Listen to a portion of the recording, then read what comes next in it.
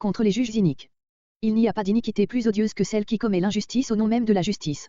C'est contre une iniquité pareille que s'élève ici le psalmiste, avec une véhémence d'indignation qui lui suggère des images hardies, entassées en quelque sorte les unes sur les autres et jetées à la face des coupables.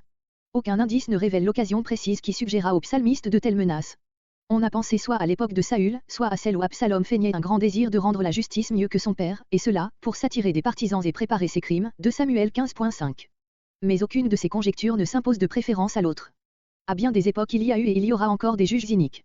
C'est pourquoi ce psaume est, pour tous les temps, un sérieux avertissement.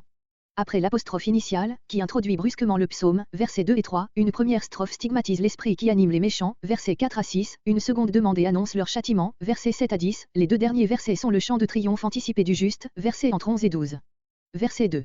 Versets 2 et 3 les juges iniques. Est-ce en restant muets? Les juges dont il s'agit laissent passer sans rien dire de grande iniquité.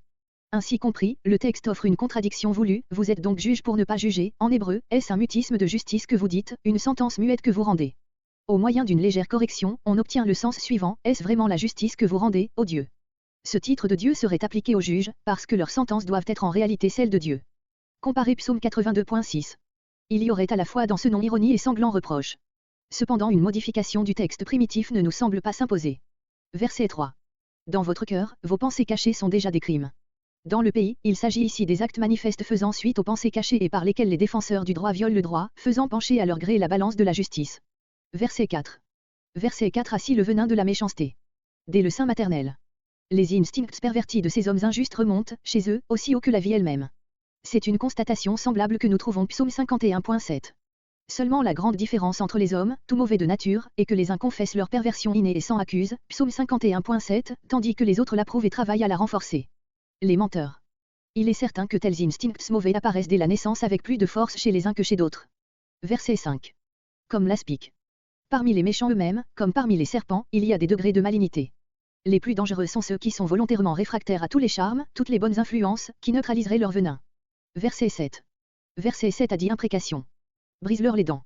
En face de méchants endurcis à ce point, il n'y a qu'une chose à faire, briser leurs armes. Verset 8.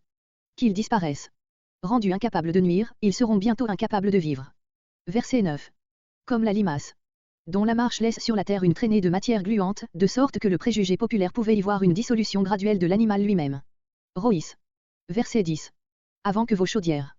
L'image de ce verset est sans doute empruntée à une expression proverbiale bien connue des lecteurs hébreux. L'Ecclésiaste emploie une image qui offre quelque analogie avec celle du psalmiste, comme le bruit des épines sous la chaudière, ainsi est le rire des insensés, Ecclésiaste 7.6, Ézéchiel met dans la bouche du peuple le dicton suivant, la ville est la chaudière et nous sommes la viande, Ézéchiel 11.3. Dans notre psaume, les chaudières, avec ce qu'elles contiennent, représentent les entreprises des méchants, les épines, qui servent de combustible, sont leurs méchantes inspirations. Avant qu'ils aient mis sérieusement la main à l'exécution de leur projet, le combustible, aussi bien que la chaudière, sera jeté au loin par le vent du désert. Verte ou enflammée, la catastrophe peut arriver à tout moment, que les épines soient encore vertes, hébreux, vives, ou qu'elles forment déjà un brasier. Verset 11. Verset entre 11 et 12 conclusion, la joie du juste. Il baignera ses pieds. Il y a dans cette joie une âpre saveur que le soleil de la grâce doit transformer, mais non détruire, car il faut que la justice ait raison de toutes les iniquités. Ici, comme au psaume 52, le psalmiste ne distingue pas entre le sort du mal et celui du méchant. Il est vrai qu'il a décrit un état de perversité où la volonté du méchant s'est identifiée avec le mal, versets 2 et 3. La confusion de Satan est encore maintenant un sujet de joie pour les enfants de Dieu. Verset 12. L'on dira, hébreu, l'homme, Adam, dira, ce même fils d'homme qui a souffert des sentences des soi-disant juges, verset 2. L'ensemble de la race humaine souffre et soupire, passant d'une suggestion à l'autre et sans savoir s'attacher à son vrai libérateur.